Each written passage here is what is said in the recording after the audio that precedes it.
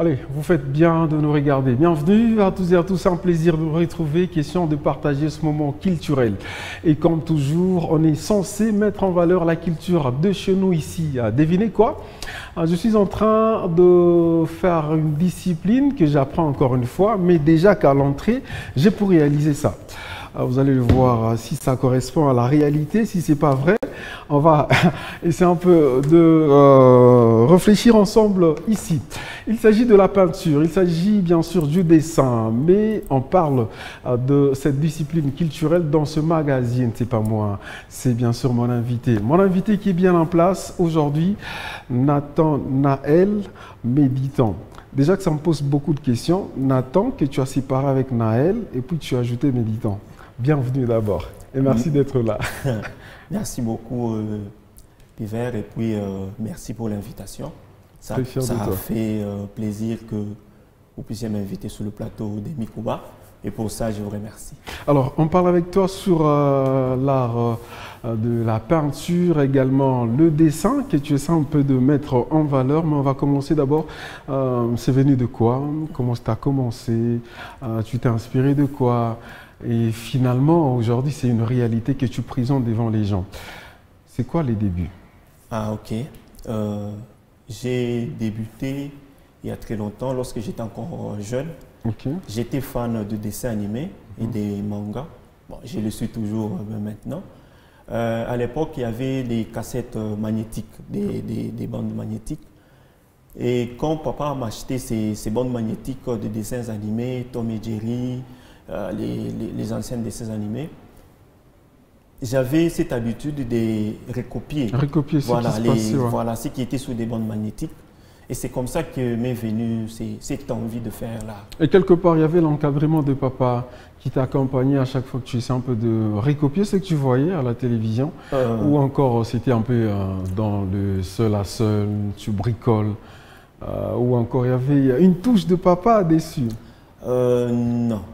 C'était juste, au début, papa venait juste regarder. Bon, il s'est dit, c'est un enfant, il gribouille, bon, on le laisse comme ça. Maintenant, avec le temps, avec les années, il a vu que j'ai commencé à faire des choses qui étaient plus ou moins réalistes. Okay. C'est alors qu'il m'a encouragé. Il m'a dit, peut-être que c'est dans ça qui peut devenir ton étoile. Alors, et finalement, ingénieur de formation, ça on l'atteste, okay. C'est que tu as fait comme étude, tu es ingénieur, mais finalement tu as eu, on va dire, cette brèche culturelle. Comment tu as essayé un peu de combiner les deux, de ce côté études où tu étais concentré avec vos cours de l'ISTA, mais finalement la culture a essayé un peu de suppléer tout ça? Bon, la culture a essayé de suppléer. Parce que jusqu'à maintenant, je peux le dire, la culture ne prend pas le temps plein dans ma vie. Pour l'instant, c'est à temps partiel.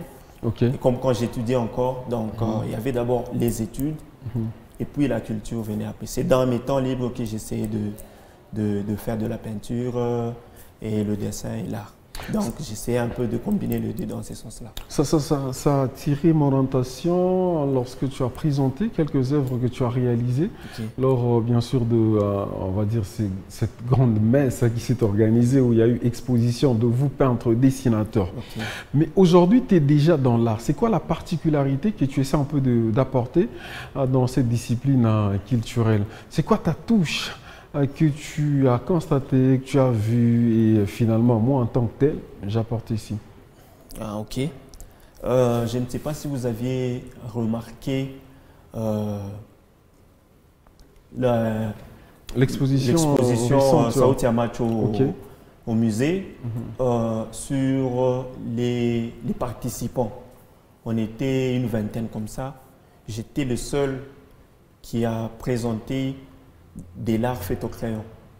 Donc, la majorité des gens ne font que la peinture à l'huile ou la peinture à l'huile. Moi aussi, je le fais bien sûr. Mais je me suis dit, et si je me démarque pour l'exposition, il faut que tu te démarques. Je me démarque un peu. Et je me suis démarqué parce que j'étais le seul. Et j'ai quand même senti que les gens se sont plus intéressés à moi parce que un peu partout, ils ont vu que de la peinture, de la peinture, de la peinture. Arrivé chez moi, ils ont trouvé... c'est au crayon. J'ai fait au crayon et au stylo. Je crois, je fais le dessin à l'école primaire, également à l'école secondaire. Si on dit quoi, en fait, décalqué ou le terme m'échappe. Tu sais un peu de t'y façonner avec juste le crayon, mais comment tu procèdes? Est-ce une idée originale à 100%, on va dire méditant, ou encore c'est avec l'aide, je sais pas moi, des instruments que tu essaies un peu de pratiquer ton art? Effectivement. Il y a certaines arts où on invente. Il y a certaines où on invente, on s'est dit, et si j'essayais ça? Ça vient de l'imagination. Okay. Il y a d'autres arts, par exemple, une commande ou un contrat de quelqu'un, il me donne une photo. Là, j'ai fait la mise en page. Okay. Il me donne une photo, j'ai fait la mise en page. De la photo et sur le papier. Et quand j'ai fait la mise en page, je commence par faire les traits extérieurs. J'ai fait les traits des extérieurs. Si je me rends compte que les traits extérieurs sont exacts à la photo qu'on m'a demandé, là, je commence à faire le remplissage. Donc, je ne commence pas comme ça. Est-ce que tu es passé par une formation un peu spéciale? Non, malheureusement. Tu es passé dans, c'est pas moi, dans un atelier, ou encore c'est on va dire, c'est un mystère un peu inné? Je peux dire que c'est inné. J'avais commencé comme ça. Okay. J'ai gribouillé. Lorsque j'avais terminé la 6e, les humanités, papa avait même songé à m'envoyer à Kinshasa pour faire les beaux-arts. Mais ce n'était pas vraiment ma vocation de faire l'art. Moi, j'avais voulu faire l'ingénierie. J'avais voulu être ingénieur. Alors, je me suis tourné. J'essayais tant soit peu de m'auto-former jusqu'à ce que j'ai découvert YouTube avec le tutoriel comment faire l'œil, comment faire l'oreille, le nez, la bouche, les dents et ainsi de suite. C'est avec ça que je me suis pratiquement auto-formé à 90 ou 95%. Et le reste, c'est lorsque j'ai croisé d'autres dessinateurs en essayant d'essayer, non, l'œil. Si c'est des profils ou de face, essaie de faire ça. L'ombre, si c'est des profils ou des faces, essaie de faire ça. On a essayé de s'entraider. Mais la majeure partie... les échanges avec les autres. Oui, on échange. Parce qu'aujourd'hui, au niveau du Lualaba, au niveau de Kolwezi, tu te sens un peu comblé avec tout ce qui vient comme apport de l'extérieur. Est-ce que vous êtes, on va dire, structuré? Est-ce que vous sentez l'accompagnement venant des structures ou encore vous évoluez en cavalier solitaire? Ah non, non. On cavale seul, malheureusement. C'est ce que... Avec des efforts personnels. Voilà, c'est ce qu'on déplore. Déjà, les matériels, à Kolwezi, il n'y en a pas. Les bons crayons, les papiers, qu'on sort les estampes. Franchement, à Kolwezi, il n'y en a pas. Donc, les bons matériels, il faut seulement faire la commande. Mais c'est quoi votre effort? C'est quoi votre effort que vous essayez un peu de fournir pour que déjà que vous êtes présent en tant qu'acteur, il manque d'accompagnement, il manque des astuces, il manque, c'est pas moi, cette cuisine qui peut vous permettre d'exploser. C'est quoi votre effort en tant que tel? Parce que je vais l'avouer, à chaque fois que je reçois un peintre autre, il y a toujours, on va dire, cette plainte. Chaque fois, il n'y a pas d'accompagnement, il n'y a pas assez de considération, non, on ne paye pas nos histoires et finalement, c'est quoi ce que vous vous dites? Vous continuez comme ça dans l'espoir de dire non, peut-être Bita Ripaka, peut-être Bita Bambaka, ou encore en tant que tel, vous vous dites, ah, ok, on doit toquer ici, on doit se réunir, on doit peut-être monter des stratégies ensemble. Ou encore c'est trop calme? Bon, déjà, d'avance, l'art plastique en soi n'est pas valorisé. Et même quand j'ai fait... sur l'ensemble ou bien ici au Lualaba? Au Lualaba. Bon, je parle du Lualaba d'abord, particulièrement. En général, je ne sais pas. Mais au Lualaba, l'art n'est pas... Même quand j'ai fait... Mais c'est encore au début, c'est pas à quelques bon, je ne peux pas dire que que c'est encore au début. Ça fait déjà longtemps. Moi j'ai commencé à faire le dessin réaliste, ça fait déjà 5 ou 6 ans. Où j'ai fait un truc, quelqu'un Mais s'y tu reprenait. présentais ça où? Tu allais voir qui? Tu exposais ça où? Il y a des questions comme ça C'est qu'on ça. se pose. Le problème, c'est quoi? On peut aller toquer, Ouais. mais la réponse est que ce ne sont pas des On a choses petit que, shot, voilà, hein. ce ne sont pas des choses que les gens aiment voir. Ouais, Ok. ce ne sont pas les choses que les gens aiment voir. Et même quand tu fais un truc, tu mets un prix, les gens se disent tu mets un prix comme ça. C'est Pourtant, facile. ça prend du temps. Cela ne veut pas dire que, comme vous les voyez comme ça, je l'ai fait en une journée. Ah, Il y a c'est tout des, ça. voilà, il y a C'est des, tout ça, c'est explicite, hein, franchement. On se rappelle bien sûr de cet événement qui a marqué l'originalité de la République démocratique du Congo, cette passation du pouvoir. Assez dans le calme, dans la paix, dans la sérénité. Et puis finalement, ça a été répété par un artiste du Lualaba. D'ailleurs, on voit ça de l'autre côté. Je peux coter, hein, c'est autour de 7,5, 8 sur 10. Merci beaucoup. Personnellement, avec juste votre crayon. Mais on va essayer un peu d'expliciter.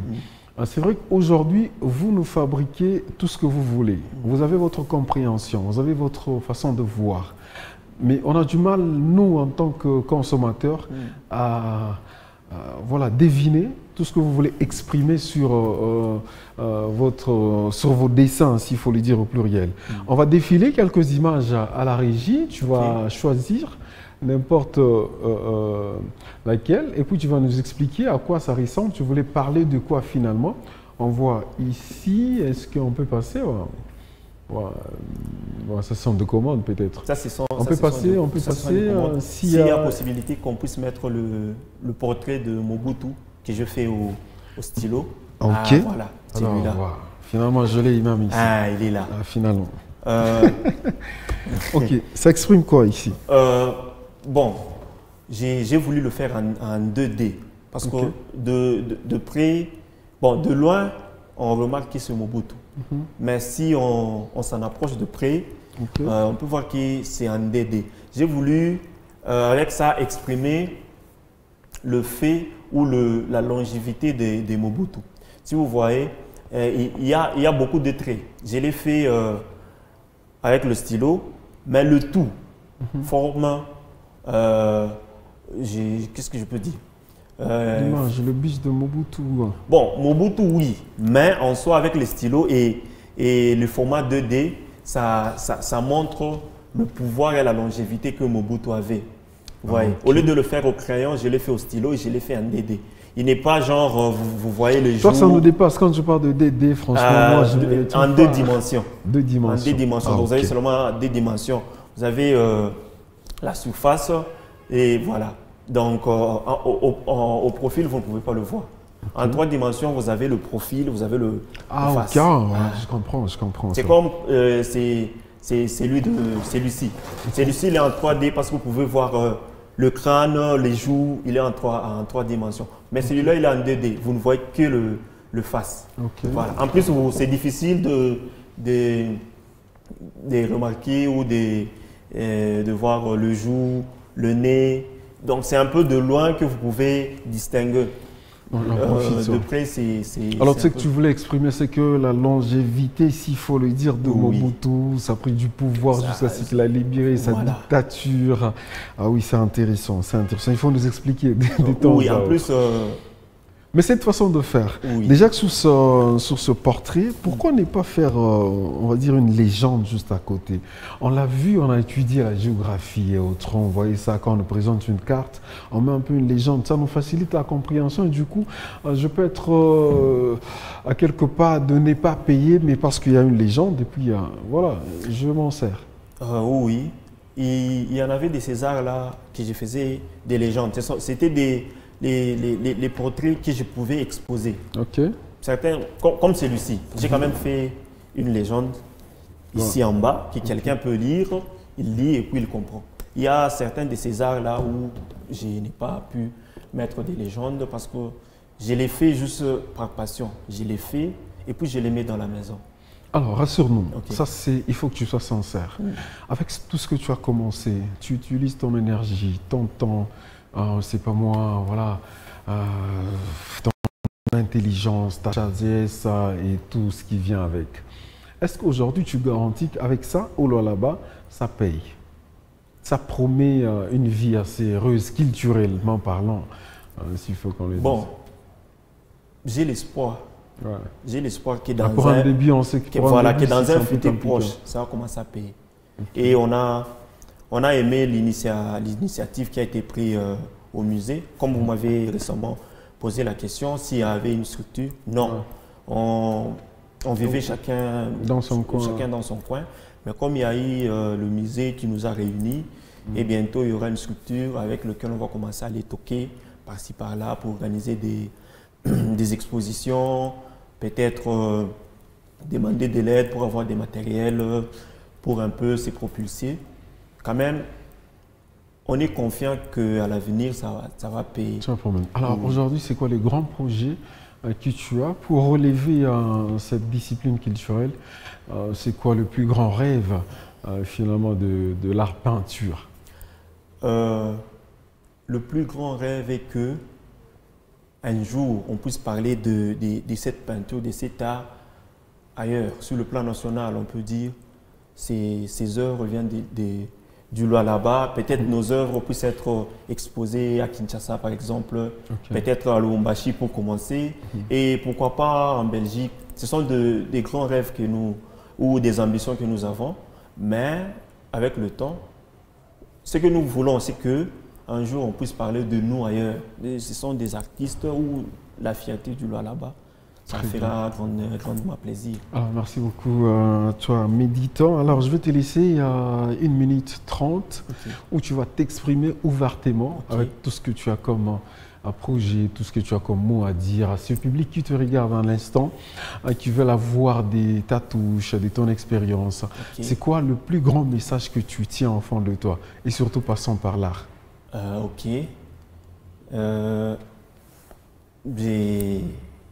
Je vais commencer par quoi? Il y a beaucoup de choses, il faut que tu choisisses ça. Oui, il y a beaucoup de choses, mais quand même, je vais dire que l'art en soi, elle est magnifique parce qu'elle est différente, par exemple, de la photo. Il y a des gens qui disent non, mais on n'est pas ma photo et c'est moins cher. Mais c'est différent de quand on te reproduit, tu sais qu'on m'a reproduit à la main. C'est différent. Lorsqu'on te prend une photo, bon, une photo, oui, mais quand on te reproduit à la main. Et on sent vraiment qu'il y a de la valeur. On a oui, il y a quand même de la valeur. Quand on sait qu'on m'a dessiné ici. Quand on sait qu'on m'a dessiné, on sait que oui. Et que, genre, une personne qui ne te connaît pas, il voit là, il te dit, Anakoueza. Ça fait plaisir, même de moi qui a fait l'art, je me dis, enfin, je suis récompensé. Parce qu'il y en a, j'en ai croisé plein des artistes qui font, mais tu vois qu'il n'y a pas encore la touche. Mais ils sont fiers de ce qu'ils font et ils publient ça. Et voilà. Ce que je pourrais dire, c'est que essayez ou apprenez à commencer à consommer cet art. Il n'y a pas que la peinture. La peinture, oui, mais essayez aussi de consommer cet art fait au crayon et au stylo. C'est aussi beau. Tu as pris la précision dessinée comme ça au stylo, franchement. La précision. Moi, je peux faire une année je ne sais pas en train de dessiner Mobutu. Aux humanités, quand même, j'avais fait. J'ai commencé par faire. Moi, tu es ingénieur, on comprend. Oui, mais j'ai commencé par faire la maths physique. Il y avait le dessin technique. C'est de là que j'ai appris la précision. Merci beaucoup à toi, méditant. Merci d'avoir été là. Merci. On va t'offrir beaucoup plus de temps. Tu vas exploser, surtout qu'il y a beaucoup de arts. J'en ai caché plusieurs. On va commenter très prochainement de quelques réalisations réalisées par Méditant. Merci d'avoir été là. Merci également à vous de nous avoir suivis. Trop vite, le numéro, on peut avoir? Ok, oui. Pour ceux qui aimeraient me contacter, mon numéro c'est... Trop vite. Le 097 53 75 037. 097 53 75 037. Et c'est la fin. On se retrouve très prochainement. Merci.